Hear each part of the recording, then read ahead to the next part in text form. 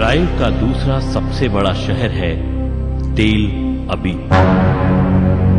यहीं पर है एक ऐसी एजेंसी का मुख्यालय जिसे हम मोसाद कहते हैं। नमस्कार, मैं हूं शिवानी शर्मा और आप देख रहे हैं कुछ तो है। पिछले हफ्ते आपने देखा कि आखिर क्यों मोसाद को कहा जाता है दुनिया की सबसे खौफनाक खुफिया एजेंसी। आखिर क्या मकसद था उसके गठन का और उसके कुछ सनसनीखेज ऑपरेशंस। मोसाद ने दुनिया भर में कई नाजी अधिकारियों की हत्याएं करवाईं और उसमें सबसे खतरनाक मामला था नाजी युद्ध अपराधी अडोल्फ आइकमैन का। मोसाद ने आइकमैन का अपहरण अर्जेंटीना में किया और फिर उसे इजराइल लाकर उस पर मुकदमा चलाया गया।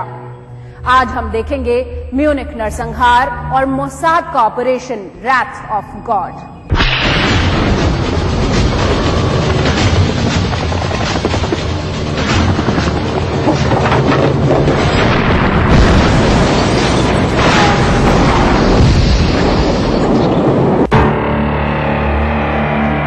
1972 के म्यूनिख ओलंपिक खेल अपने दूसरे सप्ताह में थे। हर तरफ उत्साह का माहौल था। 1936 में नाजी तानाशाह एडोल्फ हिटलर ने ओलंपिक खेलों का इस्तेमाल प्रोपेगेंडा करने के लिए किया था।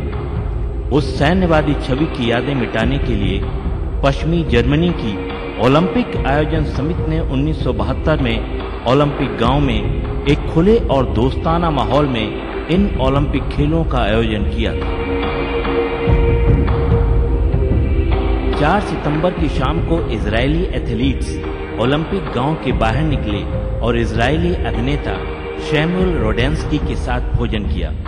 छत पर सारंगी बजाने वाले का एक प्रदर्शन भी देखा और वे वापस लौटे। सभी एथलीट खेल गांव पहुंचकर चैन की नींद सो गए। वे इस बात से बेखबर थे कि कुछ घंटों में एक तूफान उनकी जिंदगी में आ सकता है। 5 सितंबर 4:30 बजे जब एथलीट्स गहरी निद्रा में थे तो उसी समय 8 फिलिस्तीन लिबरेशन ऑर्गेनाइजेशन के ब्लैक सितंबर गुट के सदस्य जो कि ट्रैक सूट पहने हुए थे, उनके हाथ में बैग था जिसमें डॉफल एकेएम राइफल, टोकारो पिस्टल्स और हथौड़े थे। वे कुछ एथलीट जिन्होंने पहले अमेरिकी और बाद में कनाडाई होने का दावा किया था, उनके साथ 2 मीटर की कांटों वाली बाढ़ की दीवार फांदकर अंदर ओलंपिक गांव में दाखिल हुए। एक बार अंदर आने के बाद वे चोरी की चाबियां इस्तेमाल करके 31 कोनाली स्ट्राबी के 2 अपार्टमेंट्स में जहां इजरायली टीम सो रही थी में पहुंच गए। उन्होंने वहां इजरायली ओलंपिक प्रतिनिधिमंडल के एथलीटों को और कोच को बंधक बना लिया। यूसुफ गटफ्रेन जो कि एक कुश्ती रेफरी थे, उनकी नींद एक दरवाजे पर खरोचने की आवाज सुनकर खुल गई तो उन्होंने देखा कि उनके अपार्टमेंट में एक तरफ कुछ नकाबपोश आदमी बढ़ रहे हैं। वो अपने कमरे में सो रहे रूममेट भारोत्तोलन कोच टोविया सोकोलोवेस्की को चिल्लाकर सतर्क करते हैं और साथ ही लगभग 300 पाउंड यानी 135 किलो का वजन घुसपैठियों को रोकने के लिए उन पर फेंकते हैं। गटफ्रेन की इस कार्रवाई से टोविया सोलोवेस्की को भागने के लिए पर्याप्त समय मिल जाता है। कुश्ती कोच मोशे विनबर्ग घुसपैठियों से लड़े। घुसपैठियों ने उनके गाल पर गोली मार दी और फिर उसे बंधक बना लिया। उन्हें मजबूर किया कि वो उन नकाबपोशों को दूसरे अपार्टमेंट्स में जहां पर इजरायली रहते हैं वहां ले चले।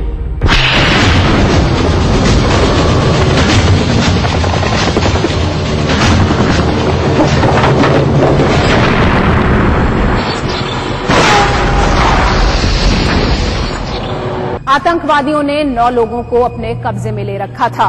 हालात बेहद खराब थे। इन 9 लोगों में इजरायली खिलाड़ियों के अलावा एक कोच और वेट लिफ्टिंग जज भी था। इन लोगों को आतंकवादियों ने चेयर और बिस्तर से बांध रखा था। रोमानो नाम के एक खिलाड़ी की मौत हो चुकी थी और उसके गोलियों से छलनी शव को इन 9 लोगों के सामने फेंककर मानसिक दहशत दी जा रही थी। हत्यारों के मुताबिक जो सूचना प्राप्त हो रही थी उसके मुताबिक उनका संबंध फिलिस्तीनी फिदाइन दस्ते से था और वे लेबनान, सीरिया और जॉर्डन के शरणार्थी शिविरों से थी। उनकी पहचान लतीफ अफीफ ISSA नेता के रूप में हुई। इस ISSA नेता के 3 भाई भी कथित ब्लैक सितंबर के सदस्य थे। लेखक साइमन रीव के अनुसार अफीफ नाजल और उनके 8 कॉन्फेडरेट्स ने सभी ओलंपिक गांव में विभिन्न क्षमताओं में कई सप्ताह तक काम किया था। उनका संभावित लक्ष्य था अपनी लोकेशन और टारगेट की स्कॉटिंग करना। समूह के अन्य सदस्यों ने हमले से पहले के दिनों में ट्रेन और हवाई जहाज के द्वारा म्यूनिख में प्रवेश किया। उरुग्वे और हांगकांग ओलंपिक टीमें जो इजराइल के साथ निवास करती थीं, उनके सभी सदस्यों को सकुशल छोड़ दिया गया।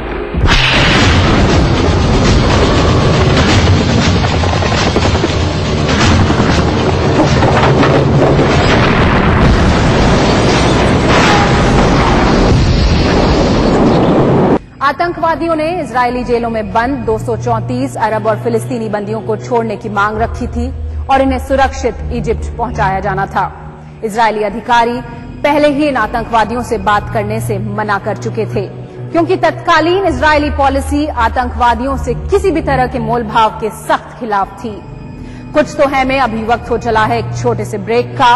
ब्रेक के बाद हम आपको दिखाएंगे कि आखिर क्या हश्र हुआ इन आतंकवादियों का। An institution with 25 years of leadership, trust of more than 3 lakh students, best faculty, best system and proven results. Trusted name in the field of IIT JEE, AIEEE, pre-medical and pre-nurture. Allen Career Institute, Kota, Rajasthan. Your path to success. हर किसान को ये समझाएं, खेतों की मेड़ों पर वृक्ष लगाएं। Corporate सामाजिक दायित्व के तहत जनहित में प्रसारित। प्रायोजक universal trade ventures private limited. The concept of a healthy nation begins with a healthy dialogue, and a changing India needs a new policy architecture to steer ahead. Network 18 Think India Dialogue, a series of interactive discussions between political leaders, business leaders and social thinkers that will focus on an agenda for change. Live broadcast across Network 18 channels and streaming across portals. 8th April 2013, 4 p.m. onwards.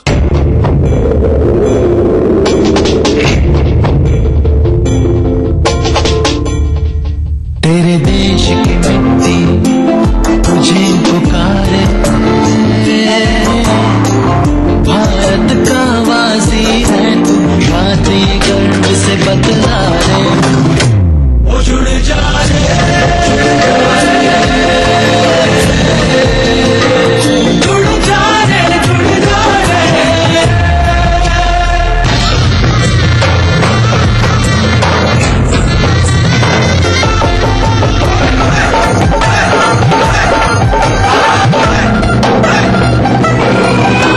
मिट्टी से ही शान, मिट्टी से ही पहचान। तो बनिए हिस्सा national population register का। कैंप्स शुरू हो चुके हैं। राष्ट्रीय जनसंख्या रजिस्टर, मेरी पहचान, मेरा अभिमान। भारत सरकार द्वारा जनहित में जारी। राजनीति कोई भी हो, घटना कैसी भी हो, खुलासा सिर्फ सेंट्रल हॉल में। खबरों पर जानकारों से बेबाक बात, गपशप, सियासी सवाल, राजकाज और सुर्खियां एक ही प्रोग्राम से देश, समाज और राजनीति की पूरी तस्वीर देखिए। सेंट्रल हॉल सोमवार से शुक्रवार रात 8:30 बजे और 11:30 बजे ETV के सभी हिंदी चैनल्स पर। इस कार्यक्रम के सह प्रायोजक हैं पूरे परिवार का हेल्थ टॉनिक आइडोफॉल में। आप हेल्दी, इंडिया हेल्दी। गोल्डन 777 कब्जा, मजबूती में बेमिसाल। Crewmate 80 vitamin baby oil. Khalari super cement, 75 वर्षों का भरोसा। कुछ तो है में आज आप देख रहे हैं operation Wrath of God. German मध्यस्थकारी इन आतंकवादियों को म्यूनिख शहर छोड़ने के लिए राजी कर चुके थे। रात 10:10 पर बस द्वारा इन्हें एयरपोर्ट ले जाया गया। जहां पहले ही जर्मन इंटेलिजेंस की एक टीम मौजूद थी जो इन आतंकवादियों पर हमला करने वाली थी, ताकि इन आतंकवादियों के चंगुल से उन खिलाड़ियों को बचाया जा सके।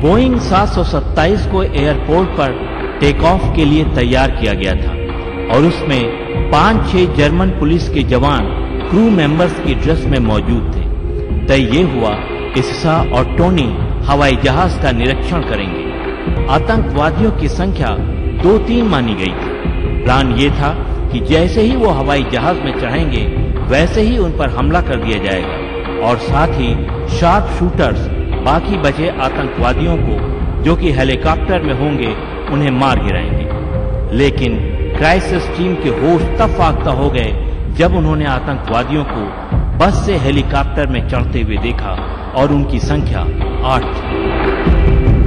और आखिरी समय वो हुआ जिसकी किसी ने कल्पना नहीं की थी।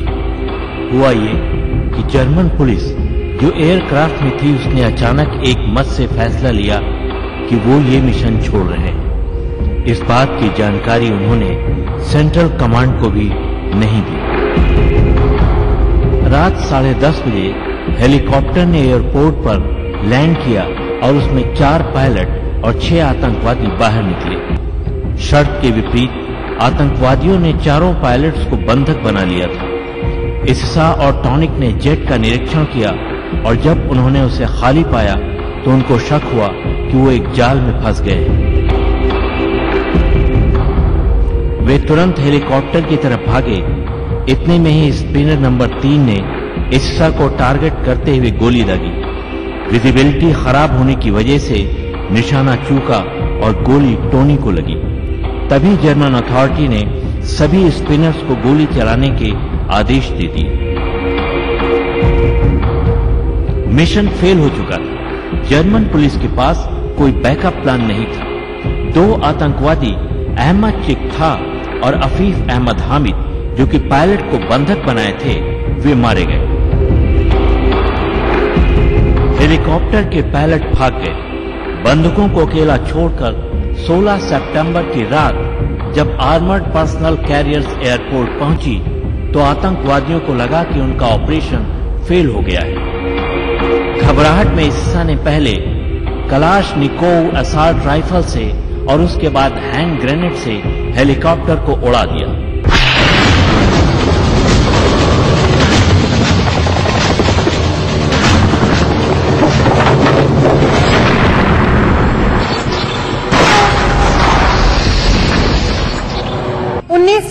के म्यूनिक नरसंहार ने इजरायली पॉलिसी में क्रांतिकारी बदलाव ला दिया था।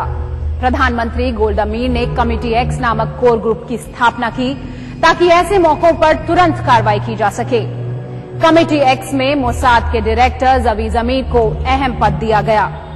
कमेटी एक्स ने अपनी एक अहम बैठक में फैसला लिया कि इजरायल के खिलाफ हमला करने वाले या हमले में मदद करने वाले किसी भी शख्स को मौत के घाट उतार दिया जाएगा। विजिलेंस किताब के लेखक के अनुसार सूत्रों की माने तो मोसाद की टीम के ऑपरेशन का गवर्नमेंट कंट्रोल से बाहर था। सभी आतंकवादियों के परिवारों को मौत के कुछ घंटे बाद फूलों के साथ एक कार्ड मिलता था जिस पर लिखा रहता था, एक अनुस्मारक, हम नहीं भूलते हैं और नहीं माफ करते हैं। मोसाद ने पहला हमला किया अक्टूबर 16, 1972। इस मिशन में उन्होंने एक फिलिस्तीनी वेल ज्वाइटर को रोम में मार डाला। घात लगाए बैठे मोसाद के एजेंट्स उसके डिनर से लौटने का इंतजार कर रहे थे। उस पर उन्होंने 11 गोलियां चलाईं। ये म्यूनिक नरसंहार का सांकेतिक बदला था।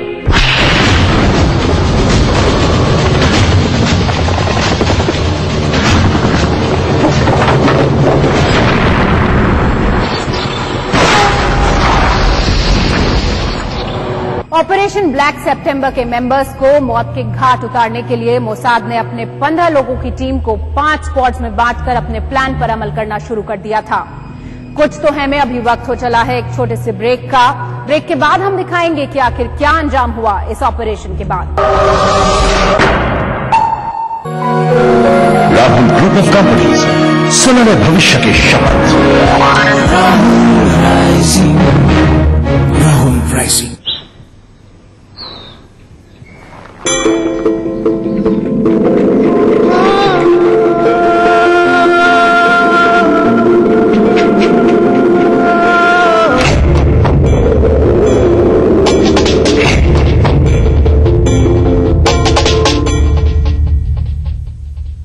तेरे देश की मिट्टी तुझे पुकारे, भारत का वासी है तू, यात्री गर्व से बदला रे, ओ जुड़ जा रे,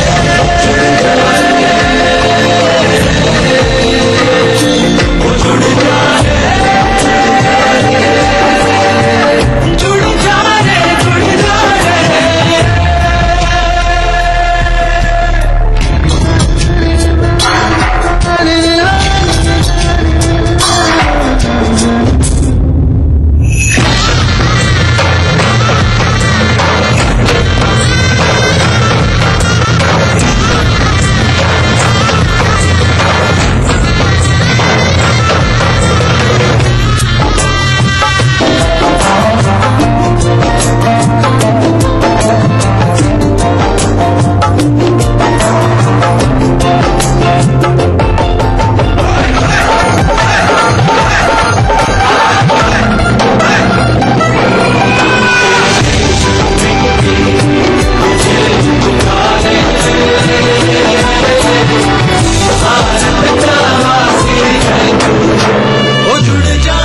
मिट्टी से ही शान, मिट्टी से ही पहचान, तो बनिए हिस्सा नेशनल पॉपुलेशन रजिस्टर का। कैंप्स शुरू हो चुके हैं। राष्ट्रीय जनसंख्या रजिस्टर, मेरी पहचान, मेरा अभिमान, भारत सरकार द्वारा जनहित में जारी। खबरें जो दे मिसाल इंसानियत की, फैलाए पैगाम भाईचारे का, दे हौसला नई पीढ़ी को, सिखाए मुसीबतों से लड़ना, लीक से हटकर चलना, और बताए जिंदगी जीने का नाम है।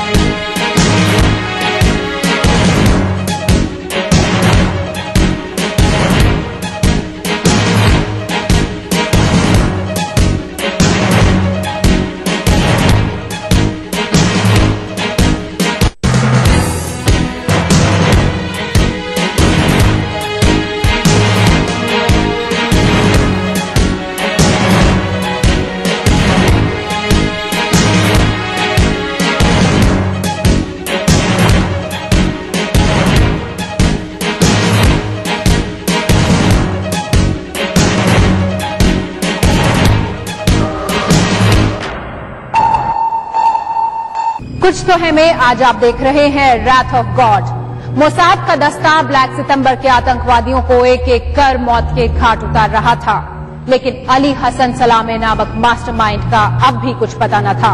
रेड प्रिंस के नाम से जाना जाने वाला अली हसन यूरोप में हुई कई आतंकवादी घटनाओं में वांछित था और म्यूनिक नरसंहार में भी उसकी भागीदारी संदेहास्पद थी। ब्लैक सितंबर के एजेंट्स लगातार इस बात को नकार रहे थे कि अली हसन का म्यूनिक नरसंहार में कोई इन्वॉल्वमेंट था।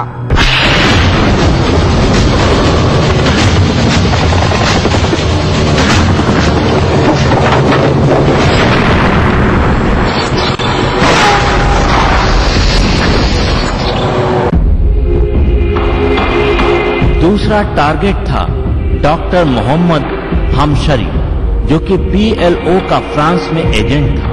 मोसाद को शक था कि फ्रांस में ब्लैक सितंबर का नेता था। मोसाद का एक एजेंट एक इटालियन जर्नलिस्ट बनकर उसको अपार्टमेंट से बाहर बुलाया। इससे मोसाद की डेमोलिशन टीम को अपार्टमेंट में दाखिल होकर डेस्क फोन में बॉम्ब लगाने का मौका मिल गया। 8 दिसंबर 1972 को मोसाद के एजेंट ने फोन करके पूछा कि क्या वो हमशरी है। हमशरी के हाँ कहते ही जोरदार बॉम्ब का धमाका हुआ। हमशरी बुरी तरह से घायल हुआ और कुछ दिन बाद उसकी मौत हो गई। 24 जनवरी 1973 की रात जॉर्डन निवासी हुसैन अल बशीर ने सोने के लिए जैसे ही अपने ओलंपिक होटल, जो कि निकोसिया में स्थित था, के कक्ष की लाइट ऑफ की, वैसे ही बॉम्ब जो कि रिमोट कंट्रोल से संचालित था और बेड में लगाया गया था, वो तेज धमाके के साथ उसकी जिंदगी को खत्म कर गया।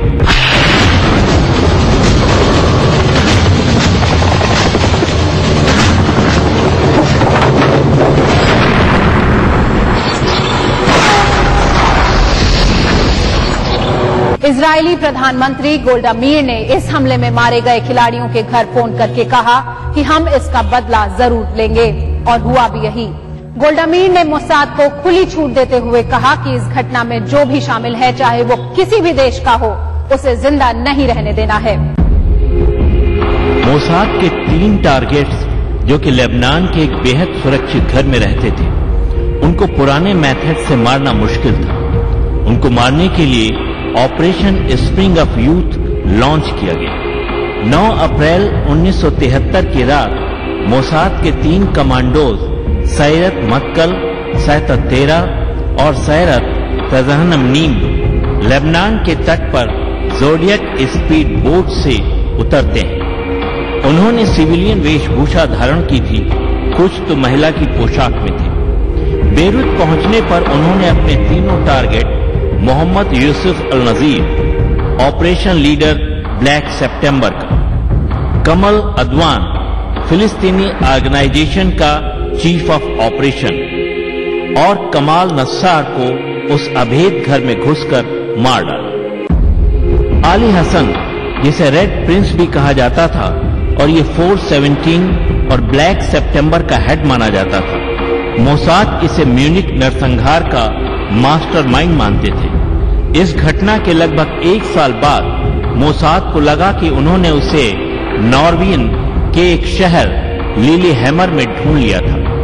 जुलाई 21, 1973 को, जिसे बाद में लिलीहैमर अफेयर के नाम से जाना गया, मोसाद की एक टीम ने आली हसन की जगह अहमद बोहशकी को मार डाला। अहमद एक वेटर का काम करता था और उसका म्यूनिक से कोई संबंध न था।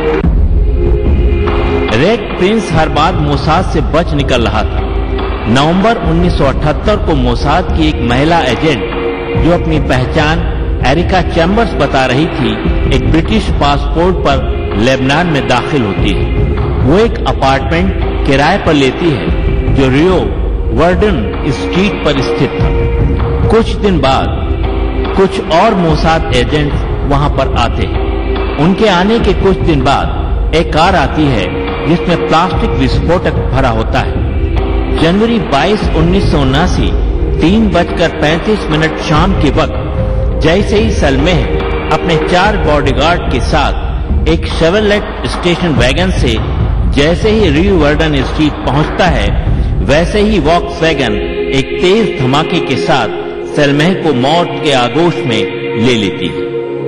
सिमोन रिविव लिखते हैं कि मोसाद का ये ऑपरेशन लगभग 20 साल तक चलता रहा। इजरायली राजनेताओं के खुले समर्थन ने मोसाद को एक किलिंग मशीन में तब्दील कर दिया है, इसमें कोई संदेह नहीं। और मोसाद की हिट लिस्ट कभी खत्म नहीं होती, इसमें हर दिन नए नाम जुड़ते रहते हैं। कुछ तो है में आज बस इतना ही। अगले एपिसोड में हम आपको दिखाएंगे मोसाद के एक और खुफिया ऑपरेशन के बारे में। तब तक के लिए दीजिए हमारी पूरी टीम को इजाजत। हम आपसे फिर मिलेंगे इसी वक्त इसी चैनल पर। नमस्कार।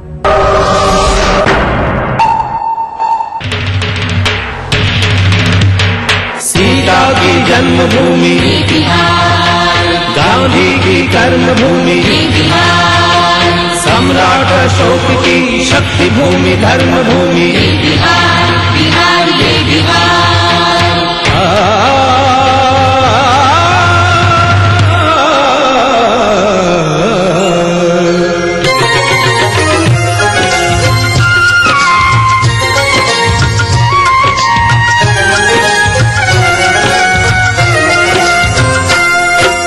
वाल्मीकि ने रची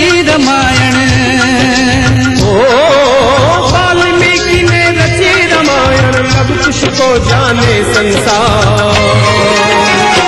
ये है मेरा बिहार, हाँ ये मेरा बिहार, ये है मेरा बिहार, हाँ ये मेरा बिहार, ये है मेरा बिहार, हाँ ये मेरा बिहार।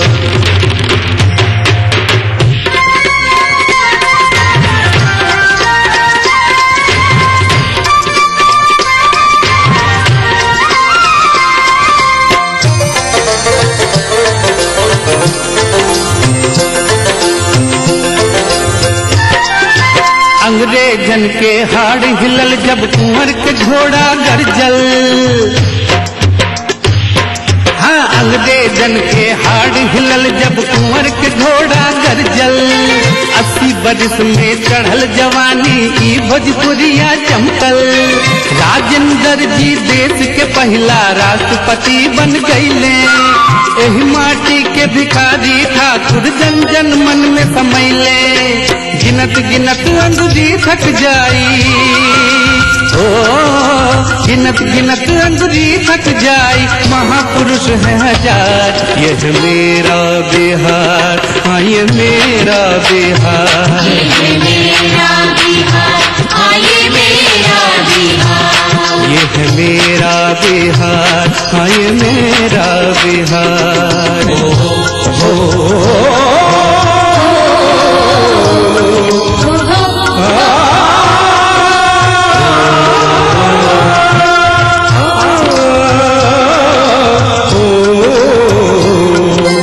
विद्यापति का मधुर गीत सौ गुंजले आम अमराई। पटना में गुरु गोविंद सिंह के गुरुद्वारा है भाई। गंगा मैया अमृत धारा के रस पान करेल खिल। सीता मैया ई धरती का जग में मान पढ़ेल खिल। कहे बिहारी देव भूमि, कहे बिहारी देव भूमि करिहे के इनकार। ये है मेरा बिहार, हाँ ये मेरा बिहार, ये है मेरा बिहार, हाँ ये मेरा बिहार, ये है मेरा बिहार, हाँ ये मेरा बिहार।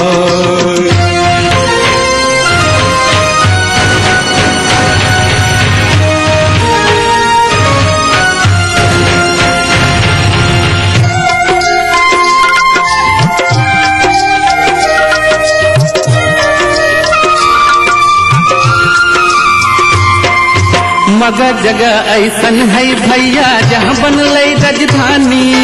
राजा अशोक तो चल ले शासन का इतिहास बखानी। बुद्ध के ज्ञान इहें पर मिलले, चर्चा विदेश ले भैले। चीन जापान नेपाल श्रीलंका बौद्ध धर्म अपनैले। जैन धर्म महावीर चलाए, ओ जैन धर्म महावीर चलाए, लिए यही अवतार। ये है मेरा बिहार, हाँ ये मेरा बिहार, ये है मेरा बिहार, हाँ ये मेरा बिहार। वाल्मीकि ने रची रामायण, वाल्मीकि ने रची रामायण। सब कुछ को जाने संसार। ये है मेरा बिहार, हाँ ये मेरा बिहार, ये है मेरा बिहार, हाँ ये मेरा बिहार, ये है मेरा